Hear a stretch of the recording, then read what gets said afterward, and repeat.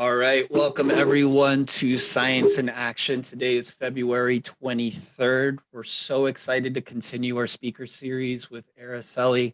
She's a former Skyline alum, SFSU alum, now working as an engineer for Lockheed Martin, here to share with us our educational journey. For all of you that are on the Zoom call, welcome. For all of you that are checking this out on YouTube, welcome as well. But without further ado, I'm really excited to hand it off to Araceli. Thanks, Brian. I'm really excited to be here. Bear with me, everyone. This is my first speaker session ever, so I'm really nervous. and Today's speaker session is called She Se Puede, a Latina's Journey to Space. And my name is Araceli Gonzalez, and I'm going to share with you a little bit about myself first. So I am born and raised in San Bruno, so right down the street from Skyline. I am a first generation Mexican American. My parents came here in their late teens. And I am also first generation college student. The only other person in my family that has gone to college is my sister and some cousins as well. So I was really a trailblazer. I was the first person in my family to receive a Bachelor's of Science degree. And I did that at San Francisco State University. This past December, I was awarded my degree in mechanical engineering. And before that, I went to Skyline. I was actually in the first intro to engineering class ever at Skyline. So that was really exciting and it was really cool at the time. And I know everyone has done great things since then. And some of the things that I found interesting during my time at SF State were mechanical design, thermodynamics, fluids, material science, and manufacturing. So with mechanical design, I got really interested in it. Just CADing. CAD and CAM were really big things for me that I gained interest. Thermo and fluids kind of go hand in hand together, and they were really interesting and challenging to learn about. That's one thing that I really enjoyed, was that they were challenging, but the reward was just awesome. And with material science, I enjoyed my first material science class. Then I took a class called Fundamentals of Composites, and that class was really great and I learned so much, and it really heightened my interest in materials and the science behind it. And with manufacturing, actually worked in the engineering stockroom, and I was able to learn some of the machines that we had in the shop, and some of my favorites including that laser cutter. It's a carbon dioxide laser cutter, and it's my favorite thing that we have on campus. So I really took manufacturing and kind of took it into engineering crafting, and kind of learned my love for it then. And some of my hobbies outside of the professional world are hiking, biking, cooking, and I put cosmetology, but it's just a fancy word for saying that I like to do my hair and makeup and also other people's hair and makeup. And a little fun fact about myself is that I have a second degree black belt in karate. So I've been doing karate for about 16 or 17 years. And that's me at a karate tournament a few years ago. So now I'll touch up on my experience throughout the year. So I have it listed top to bottom, and I'm actually going to talk about it bottom to top. So I worked at Starbucks for about 6 years, and I was a barista. Then I became a barista trainer. And those were 6 great years. I learned a lot about customer service and also networking. So if you have a part-time job such as Starbucks, definitely take the opportunity to use it as kind of like your network and learn how to meet people, day by day. I actually was able to meet this former CEO, Howard Schultz. So that was really cool. And he's just a really great person. And after Starbucks, I left and I finished off college working for the SFSU School of Engineering. And there I was a student assistant, and I worked in the engineering stockroom and the engineering office. And I had 3 roles. So my first role was working in the engineering stockroom and machine shop. And there we, give people parts that they need for labs or for projects and stuff, and really just, helping out students. And that's where I learned some machining as well. And again, great experience. That was awesome. And in the School of Engineering office, we kind of just worked day by day, helping students go to where they needed to. If they needed help finding a form, we would help them out with that. We would help them find their advisor. Another great opportunity to network, because networking starts in the classroom. So once you get past that, you develop this great network. And I was also the LinkedIn content creator for the School of Engineering. And there I created LinkedIn posts for the school and kind of just highlighted different events that were happening with the student organizations and, um, just whatever was going on in the school. And then while I was having those roles, I was searching for an internship. So I was applying to, I think that summer I applied to over 100 internships. And because it was this last summer, a lot of internships got canceled. But luckily, I was able to secure an internship with Lockheed Martin. And so I started May 2020, and I was fully remote until this last month, January 2021. And that's when I started my full-time position as a mechanical engineer associate. And it's only been about 4 weeks, but I'm loving it so far, and it's really great, and I'm learning so much. And I see someone in the chat asked if you need a security clearance to work at Lockheed. No, you don't need one. But if your assignment requires it, then you'll have to go through the process to obtain that security clearance. But you don't need one to begin with. You don't need one to apply. And these are some of the professional organizations that I am a part of. So same thing. I listed them top to bottom, but I'll start bottom to top. So while I was at San Francisco State, I was really involved with the Society of Women Engineers, also known as SWE. And I was the professional outreach chair for my last year and a half at State. And it was great because we built such a great community within our group. And this is our group pictured here. That was the officer boards for fiscal year 2019 to 2020. And that was great. It was just a great way to meet like-minded people and just really get that support system. And now I am a general member of the Santa Clara Valley Professional Chapter for SWE, and I'm really excited to attend events with them and network some more, and maybe even one day join the board. And at Lockheed, we have similar organizations. So there's the Women's Impact Network, which is similar to SWE, but it's not engineering focused. So that's really cool because you get to meet a lot of different people with different backgrounds. So for the Women's Impact Network, also known as WIN, I'm the professional development co-lead, and that's been great. We've just hosted a book club meeting where right now we're reading Becoming by Michelle Obama. And we host speaker sessions like this, and we also offer networking. So that's been a really great experience. And I'm also the community outreach co-lead for the Hispanic Organization for Leadership and Awareness, also known as OLA. So that's similar to the Society of Hispanic Engineers, SHIP, but also same thing, not engineering focused. And so that's great. We also host the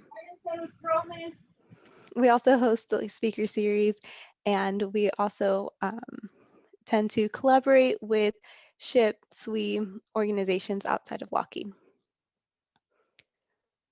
And so now I'll talk a little bit more about my journey and how I got here. So like I said, I'm a first generation college student. So when it came time to apply for college right after high school, I was in Avid, so that really helped. And that really helped applying and, just like paperwork. But I didn't really know what I wanted to do. I thought I wanted to go into the criminal justice industry and, see what I can do there, but I didn't really have a plan. So I accepted an offer from a school from CSU Stanislaus. And that summer, I just was thinking, like, I don't know what I want to do. Like, I was only 18. Like, um, I didn't have a plan, and it just felt silly to me to go straight to a 4-year and then not have a plan and just be scared of the future. So I decided to stay home, and I went to Skyline where I took trig for my first semester, and I really liked it, and I was really good at it. So that made me feel really great. And I remember my professors at Skyline, specifically my math professors, telling me, like, you're really smart, like, you have a lot of potential. And I didn't recognize my potential then, but I just kept taking more and more classes. And I had a great support system throughout physics. And I had a friend who really um, was there for me, and he really pushed me to just do the best I could. And so around physics, that's when I decided I'm going to give Engineering 100 a try. So I went to CSM, and it necessarily wasn't for me. I didn't think I could do engineering. I hadn't realized my potential yet. So I dropped the course, and I just stuck at Skyline and just kept taking classes. And then I met my boyfriend, who was also studying electrical engineering, and he kind of pushed me, like, no, like, you should try it out, like, give it another shot. So I gave it another shot, and that's when I landed in Engineering 100 at Skyline, and it was great. I loved the hands-on projects, and I loved, um, you know, building things with my hands and not really doing the calculations, because I know I could do that, but I really wanted to get a taste of engineering. So I remember having to build a balsa wood bridge, and that was like the coolest project ever. And then we made a robot, and well, it was like with an Arduino board, and we put googly eyes on it, and it was really cute. But then that was the coolest thing ever. And so it was really great, and I was able to work with the team, and it was just a great experience. So I was like, okay, like, I think I can do this. And finished out my time at Skyline. I took um, engineering 250, I think it was. It used to be circuits. So that was really cool, and the lab was really fun. It's like, oh, like, this is so cool. And then I took the intro to C++ class, and I was like, oh, this is really cool. Like, I was really enjoying myself, and I was really enjoying these classes. And that's when, about the time that I was getting ready to transfer, was when my boyfriend graduated. And so I saw him go through it, and I saw him graduate, and I was like, well, if he can do it, I can do it. And then I transferred to SF State. And when I was applying to transfer, I applied to SF State under mechanical, and I applied to San Jose State under industrial systems engineering, because I didn't necessarily know what I wanted to do, but I had an idea. So I applied to transfer spring semester, and my application for San Jose State got sent back. And it wasn't that I got denied. I still like to say that I didn't get denied, but it got sent back because there was a glitch in the website, and they were no longer accepting spring transfers. So I was like, okay, well, let's see if I get accepted at SF State. And I did, and it was the best thing that could have happened to me in college. I felt that there was a really great structure, and I was able to take my classes set by set. I knew exactly what I had to take the first semester, and then I knew exactly what to take the next. So it was really, it was perfectly structured for me. And so I kind of just went about my classes. And in community college, I would say that I wasn't the best student, but definitely what got me to flip the switch was seeing that increase in tuition. And so I was like, okay, like I'm so close to graduating and it's so expensive. Like I really need to get it together. So I got it together. And that was the wake up call that I needed. And I took engineering graphics, so just AutoCAD my first semester, and I took the last set of physics, the fluids thermodynamics physics, and it was just great. I loved all the labs, and it was like, okay, like I'm doing this now. I think I'm doing it. And it was great. So about a year and a half before I graduated, I was just sitting there and I didn't really realize how difficult it was to make friends, especially transferring to a new school the second half of the coursework. So I was sitting one night talking to my boyfriend and I was like, oh, like, I think I'm gonna join SWE. And he's like, definitely join SWE. Do like join SWE, join ship, like do it. And so I was like, okay, like I'm gonna do it. And this is a really funny story because um, I had already thought about it and I was already like set on it. I just kind of needed a little bit more of a push. And um, I had one of the staff proctor one of my exams and I stayed after and I was talking to him and I was like, yeah, like I just want to join SWE and I want to do this and I want to host a self-defense class and I want to do this and that. And he was like, yeah, do it. Yeah. And so without really even being a general member, I ran for president and I thought I could do it. Um, but I didn't know that someone else had already been running for the position. And so I didn't get the president position, but I got the professional outreach chair position.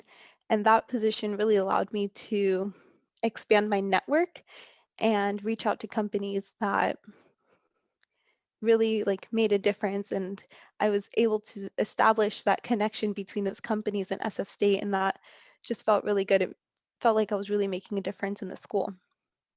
And so that staff that I talked to that day, he pushed me to join SWE, and then I ended up working for him. He was my boss at the School of Engineering office.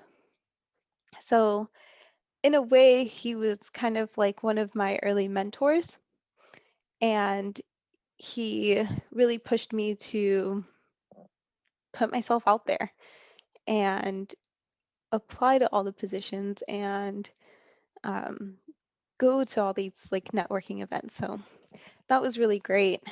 And the first summer that I decided to apply to internships, I applied to about 70 positions. It was like every day I would get a notification from Indeed at night and I would apply. And even if it was just one or two new positions, I would still apply because I needed to do everything and anything to get an internship before I graduated. So I applied, and I got some rejections, and sometimes I didn't hear anything back, but that's fine.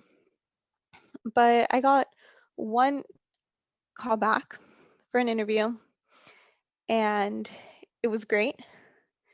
And then I got a second interview, and it was great. And then I got a third interview, and it was great. And then I got the position, and I was like, oh, this is awesome. Um, Unfortunately, I did not take the position. It just didn't really work out with everything I had going on at the time. And luckily, I didn't take the position because that company canceled internships last summer. So if I had gotten a returning offer, I probably wouldn't have applied to any internships and I wouldn't have ended up at Lockheed. So it was like a blessing in disguise. And for last summer, I was helping to plan the 2019 Engineering Career Fair at San Francisco State. And I invited Lockheed, and they came, and I made a really great first impression. And felt really great about it. And so I went home, waited to hear back, and this is after I had already applied to over 100 positions for internships that summer. So I waited after the career fair. I didn't hear anything back, which is fine. That happens because a month later was the Society of Women Engineers Global Conference. And so there I met this amazing woman who is, she's great. She's actually my professional development co-lead. So it really came full circle. But she's great. She's really accomplished. And she's someone I look up to. And she gave me like this golden ticket. It was like Willy Wonka at the Sweet Conference. So that was really interesting. And she was like, come back tonight for our hospitality suite. And I was like, oh, okay. So I got to the hospitality suite, and by the time they got to me in line, all of the interviews for the weekend were booked. And I was like, oh man, okay, like that's fine. So I kept going back during the career fair at this week conference, and I kept making that great first impression. And so I was like, okay, I'll just wait and we'll see what happens. So about a month later, I didn't hear anything back, and that's fine. Because that was in November. In December on Christmas Eve, um, I was on LinkedIn and I found a recruiting event by Lockheed for students in the Bay Area. And they said they were looking into juniors and seniors. So I was like, well, I'm a junior, like I can apply. So I applied to go to this networking event, and I was waiting and waiting, and I was like, oh man, it's like 3 days before the event. Like I don't know if I'm gonna hear back. And that night, I get an email saying that I've been accepted to go to the networking event, which is really big for me because they were only accepting 200 students from the whole Bay Area. So that means I was going against students from UC Berkeley, Stanford, Santa Clara University, and San Jose State.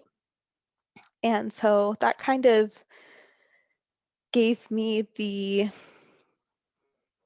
like reassurance that, okay, like, you know, this is going to be okay. Like, I think this is it. And so I tell one of my friends from the stock room, like, hey, like, come with me. This is going to be great. Like, it's a recruiting event. And so we both go, and you pitch yourself to one person, you pitch yourself to another person, and you just do that. It was like that for about 6 hours of the day. So that was really awesome. And just meeting a whole lot of people, both in the panel and in line while you're waiting to talk to people. So that was really great. And I met this amazing woman who is she's kind of like the president for the Women's Impact Network. She's the chair. And she's great. And she's also very accomplished. And I also look up to her very much. And we had a conversation about SWE. And we had a conversation about how it was really inspiring that at the time Lockheed CEO Marilyn Houston was a woman, and that was just amazing. So I felt really good about my conversation with her. And I go home, and I'm laying in bed, I'm checking my email, and I get an email that she wants to give me an offer for an internship. And I was like, oh my God, like this is really happening. So I was able to get that internship position, and it was great. So that was in January of last year. March hit, and that's when everything started closing. School was closed for about 3 weeks. I think they said that the shutdown was only gonna last 3 weeks, but we all know that we're still in it today. And I was like, oh man, there goes my internship. I don't know if this is still going to happen. So I was really nervous because I didn't want to graduate without any experience. And in a like early May, they sent an email saying like, hey, like no worries, we're going to ship stuff to your house. So they set me up with a whole work from home setup, and they really adapted to the times.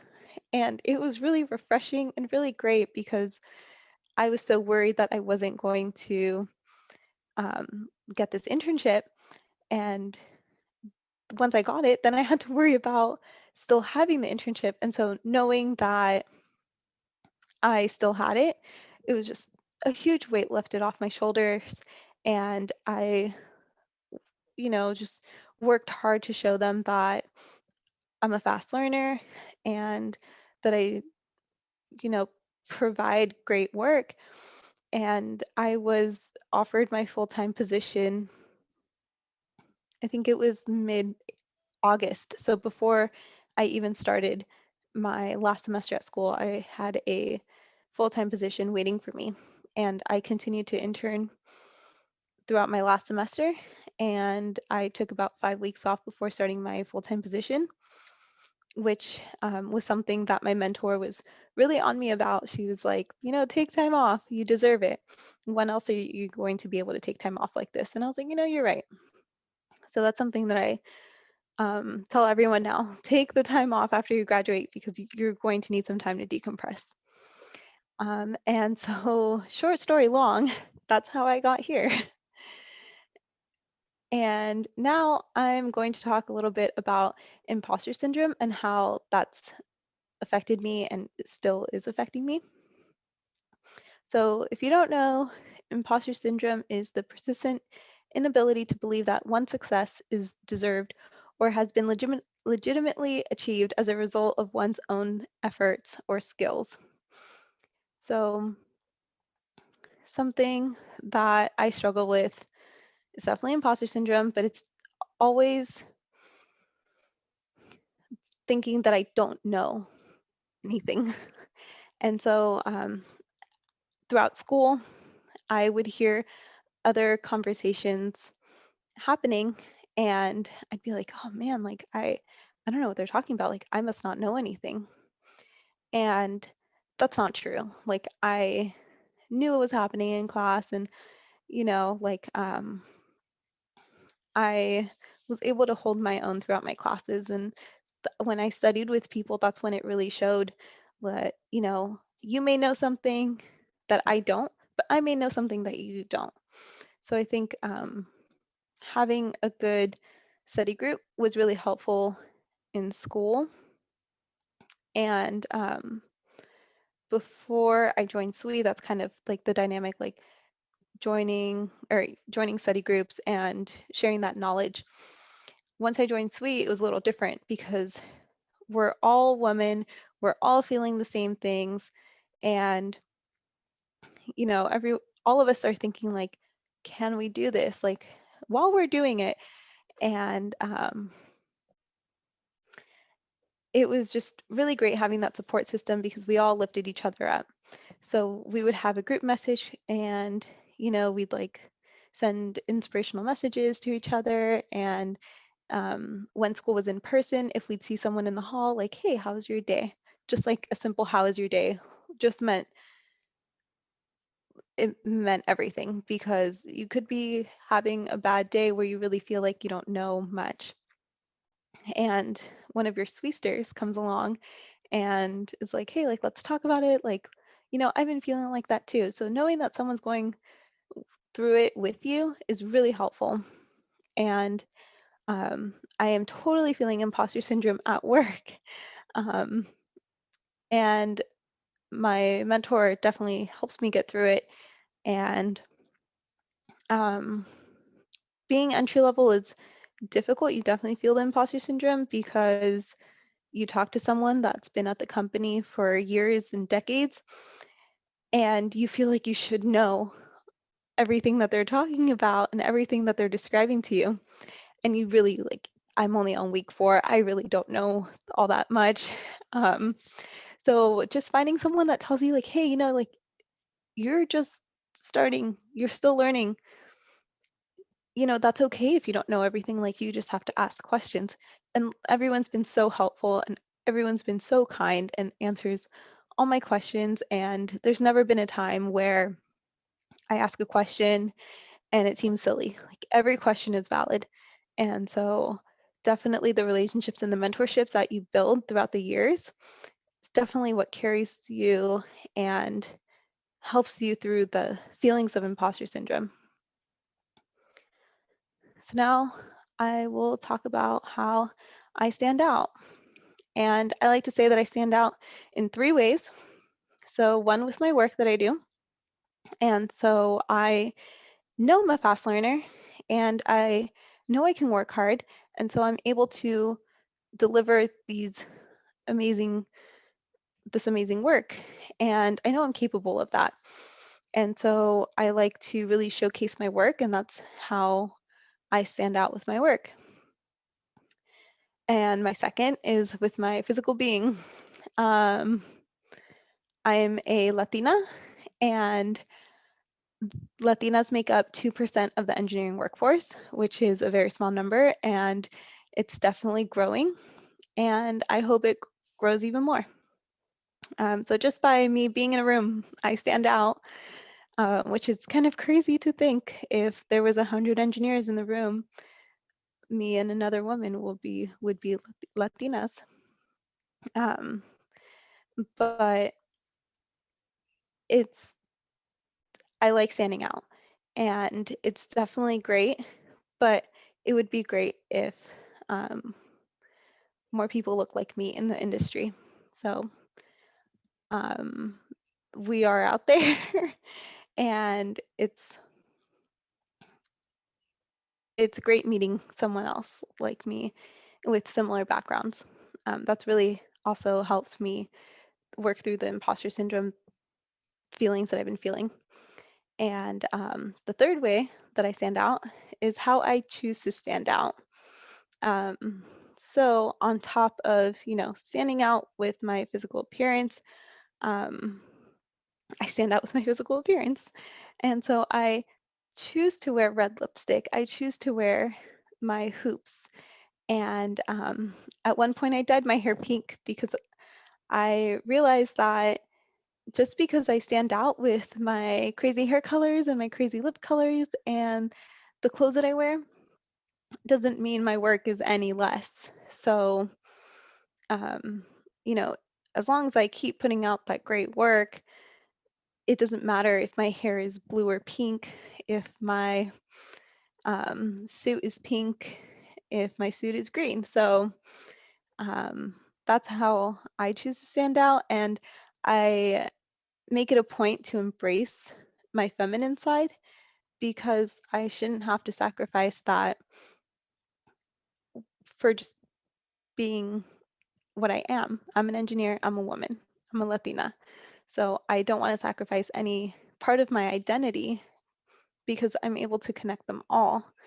And the way I'm able to connect those parts of my identity is by, I always say, "Si se puede." And something, this was something that I always saw on Instagram. I always saw people post like, "Si se puede." And it was just something that kind of stuck with me, like, oh yeah, she's a puede, like that's funny, like it's a play on words, that's awesome. And then I joined SWE, and it showed me the importance of that sisterhood. So when it came time to decorate my cap, I wanted to tie all parts of my identity together, as many as I could. So I had the gold glittery gears, and that's really feminine and it gets glitter everywhere, but I love it. And I have those rhinestones, and um, the She Se Puede, ties in my Latinx culture and the that sisterhood with the she. And I just really wanted to emphasize that. And the really cool S's, those are Selena S's, and Selena was someone that I really looked up to when I was younger. And even now, she broke down barriers, and that's exactly what I'm doing. So now I'll open the floor up to questions. I'll stop sharing my screen so I can see everyone if you want to turn your camera on. Thank you so much. So I also did keep track of all the questions that were being posed in the chat throughout the presentation. So Okay, I can thanks, go Brian. ahead and just run through the list just in chronological order, if that's okay. And we'll just make some time for some more questions to pop into the chat. Yeah, that's great. So the first one was kind of around the time where we were talking about transferring over to SFSU. And you mentioned that you got it together once you transferred. And so could you elaborate on like what some of those habits and or mindsets that helped you in that process of getting it together? So the biggest thing for me was the financial burden. Um, my parents, they put me through school, and I'm really thankful. And I know not everyone can do that. So I didn't want them to bear that burden of 6 times the amount of tuition as Skyline. And that really like put into perspective. And I think I also saw something on Instagram that was like, it was just someone like venting about the pressures of being a first generation college student and having to bear the weight of the life your parents left behind in the other country. So that definitely helped get it together for me. And I think I just realized the weight of what I was doing. It wasn't easy, and I know my parents didn't have the same opportunity, so I wanted to actually take advantage of it and do something with it. Thank you. Thank you. The next question actually comes from Miriam. How does someone find an industry mentor if they haven't had much or any industry experience? So I was paired up with my mentor through the intern program, and they kind of just gave us a spreadsheet, and it was kind of like online shopping for a mentor. So it was really great. I found someone that had just graduated their PhD program and got to Lockheed basically right before everything shut down. So they really have been guiding me through the whole working through a pandemic and that transition from college to full time. But there's a lot of different organizations in the Bay Area. So there's like SHIP, there's SWE, and there's other organizations as well. And you might have to do some research on them, but you can just attend their events. They're free for college students. And if you like something that someone said, you can reach out to them on LinkedIn, be like, hey, I really liked what you said during this event. Is it okay if we grab a virtual coffee? And people almost always say yes. And it's not creepy. I do it all the time. And I do it even at Lockheed too, because you really want to get that mentorship going. I really didn't realize how important mentorship was until I found myself in a mentorship relationship. Thank you. Thank you. We'll move on to the next questions.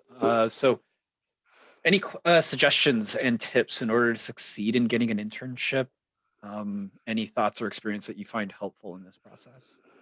Yeah, so it's definitely a numbers game. Um, don't apply to just 3 internships and expect to get something. It's really just apply to everything and anything. Really take into consideration maybe if you would like to move out of state for the summer, or, right now, since a lot of things are virtual, you might not even have to move. So if a position requires you to be in another state, maybe you might be like, hey, well, I can work remotely. Would that work? And yeah, just take any opportunity that you can, especially in the job market right now. And if you do land yourself an internship, take full advantage and meet as many people as you can. It's really challenging, but it's really helpful. Definitely. So, following up with that question, I think these two next questions are pretty related, and so I'm going to ask them in succession. So, the first one, can you share about the types of projects that you're working on at Lockheed now? And then, as a follow up, what is your day to day like? Is it like school? So I'll start with the day to day, which is a really challenging question for me because I've been remote this whole time, so it sounds not exciting. um, but we're on the 1040 schedule. So that means you work 10 hours a day, Monday through Thursday, and you're off every Friday, Saturday, Sunday. So you have 3-day weekends every weekend, and it's amazing. It's great. And I start my days at 5:30 in the morning, and I just go from my room to the downstairs, and I log on to my computer, and I know exactly what I'm supposed to be doing for the day. So right now I'm working on my first big assignment, which is like really exciting, but it's also really it makes me really nervous. And it's been great. So I log onto my computer, I start working, I have some meetings throughout the day, and usually there's an event going on at least like twice a week. So those are really exciting to go to. Like I was just at a book club meeting earlier where we discussed Becoming by Michelle Obama, and sometimes there's like a speakers series, like they bring in vice presidents, and those are really cool because that's when you really build your network. And some of the projects I'm working on, I'm in design, so I'm in ground support equipment, so I do non-flight hardware. So I do design on that, and it's been really fun. I've learned so much, and I never used Creo before working at Lockheed, so I got the opportunity to learn Creo, and later I learned SolidWorks at school. So that really opened my eyes to things that I could do on my own with Creo and SolidWorks, and brought out my creativity. Thank you. Thank you. So we have one more question, or not one more question. We have another question. Student states, hi Araceli. I love how proudly you state your heritage slash culture.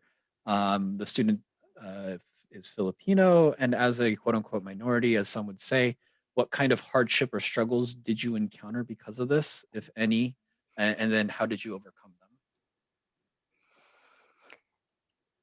I would say most of my hardships were internal, which is really interesting. But being a minority, you kind of put pressure on yourself to represent your ethnicity or your gender or anything that makes you a minority. Um, so I was just talking about this today, so it's really interesting that this was brought up. Um, but yeah, there's a lot of pressure to represent, and you know, you have to deal with these unconscious bias sometimes, and that could be external as well.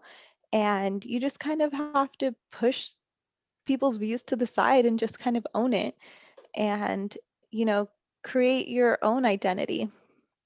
I know I put a lot of pressure on myself because I'm the first in my family to receive a bachelor's of science degree, and I have nieces and nephews that um, you know I want them to know that they can put their mind to whatever they put their mind to, they can accomplish.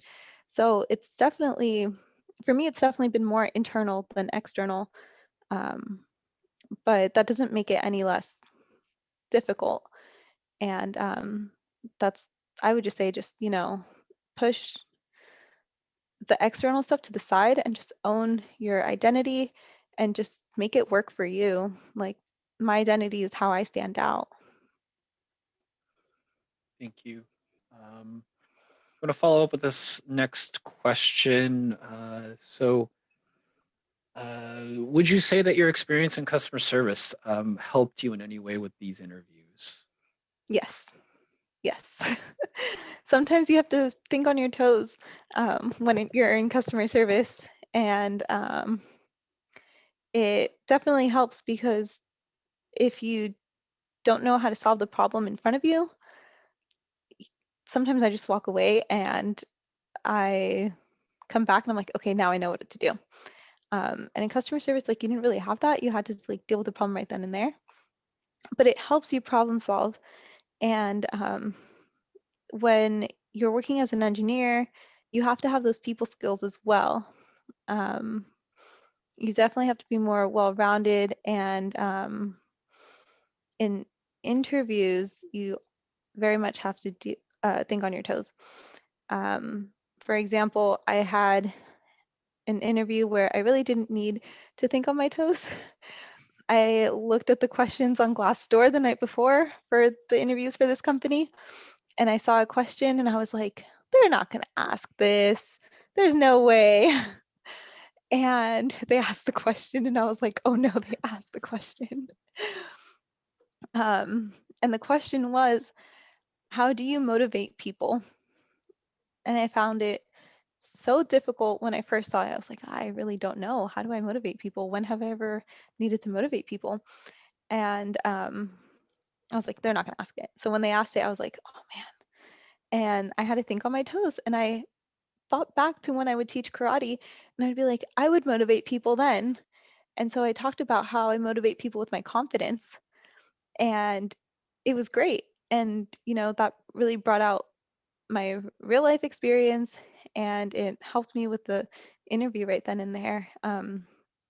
So Starbucks was a great environment to learn how to think on your toes, and also a great environment to network, because you really never know who you're going to come across or who you serve coffee to every day. And they could also be an engineer, they could be a manager, and you just never know unless you talk to them. Thank you. Thank you for your insights. We have one more or another follow-up question. What made you decide that you're going to change your career? It's just amazing that you are brave enough to change from an industry to another industry. Um, what made me change my career was that I really enjoyed math, and I even took a criminal justice class at Skyline, and it was way too much reading and writing for my liking. I am definitely a numbers person, and before I was set on engineering, I was set on being a math teacher. I really wanted to be a math professor because all my math professors really inspired me, and I just really liked numbers, and I liked um, doing math, and those were the classes I enjoyed the most. Um, I never thought I was good enough or smart enough for science until I started doing it. Thank you. We have one question left that I pulled from the chat. So if anyone else has any questions, please feel free to put them in and we'll make sure to post them before the end of our time. So the last question I have here is how do you manage all the events that you have in keeping up with all the work, school, and relationships? Any tips to share with our participants today? Yeah. Um, First, I'd like to start off by saying I'm a Virgo. So I like to be organized as much as I can. Um, so I have a planner, and I just old school. I just write in my planner, because if I write it, then I know that it's there instead of just like typing on my phone. I'm like, okay, whatever. It's just another text message I sent. But actually, like, writing it down like really helps, and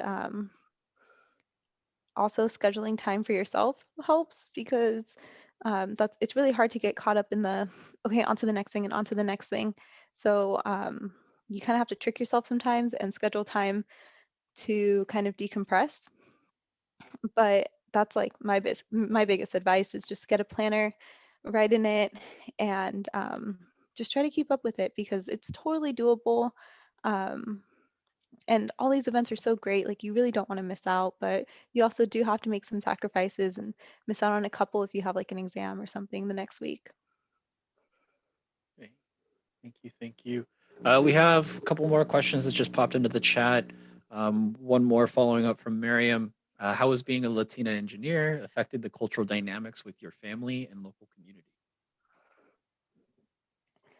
Ooh, so um, I once was told by my brother that women shouldn't do science. So I've really broken the barriers in my family. And my sister, she got her degree in childhood and adolescent development. So, it's like a little more nurturing, not like a science degree where it's like, you're up till 2 a.m. every night doing work and, it's just you and your laptop and maybe some friends online when it's virtual. So it was really different. And, my parents at first had to go from like, okay, like be home, by like 8 to there was times where I would stay at school from like 9 in the morning until midnight. And so it was like, hey, I'm at school, don't wait up. I'm just staying late, like, it's finals. And they were fine with it. So they became more accepting of it and they kind of saw me in a different light. And once everything went remote, I think that's when they really realized the work that it took for my degree. So I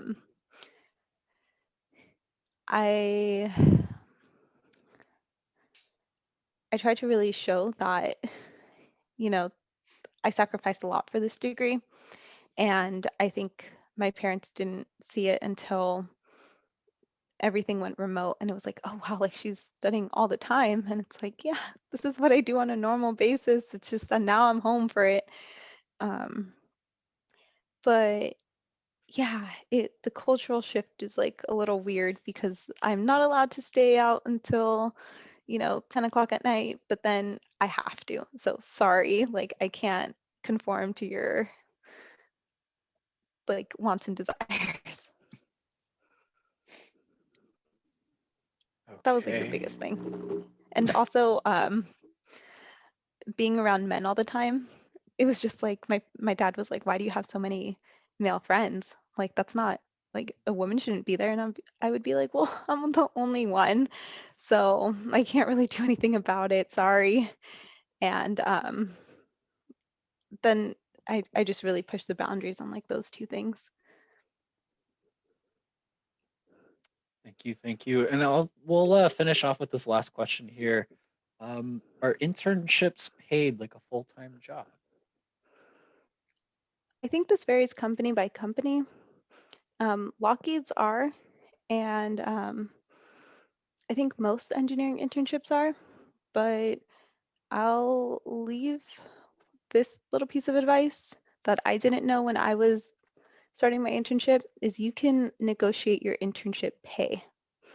Everyone always talks about your full-time pay and your full-time salary and to negotiate that, but you can negotiate your internship hourly wage. So definitely do that. And don't be afraid to either. Like it's totally normal. Awesome.